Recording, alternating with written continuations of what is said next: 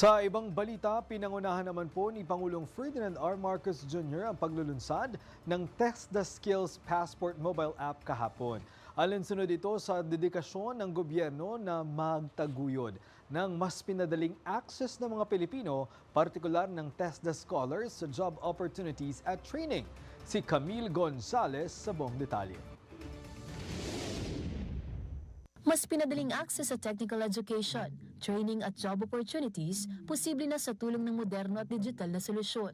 Sa pangunguna ni Pangulong Ferdinand R. Marcos Jr., matagumpay na inilunsad ang Test the Skills Mobile Passport Application, isang digital na platform na maglalapit sa mga Pilipino sa mga oportunidad na konektado sa trabaho, edukasyon at sa iba't ibang kasanayan. Sa pamamagitan ng Test the Skills Passport mobile application, may all-in-one na digital platform na tayo.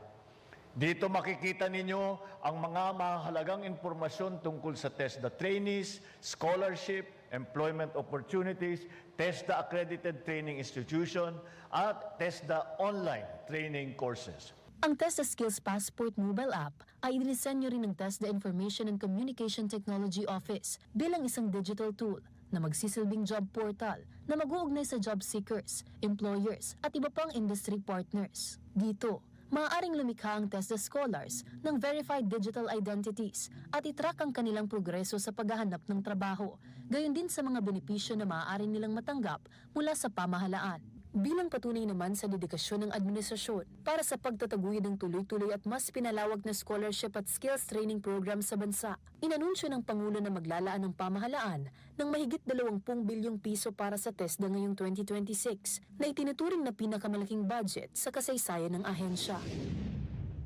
Mga kababayan, asahan ninyo na kami sa pamahalaan ay hindi titigil sa trabaho upang tulungan na kayo ay guminhawa ang inyong mga buhay.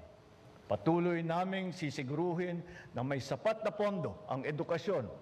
Palalakasin din namin ang pagsulong ng skills development ng bawat mamamayang Pilipino. Para sa totoong balita sa Bagong Pilipinas, Camille Gonzalez, 13 sa tanghali ng Congress TV.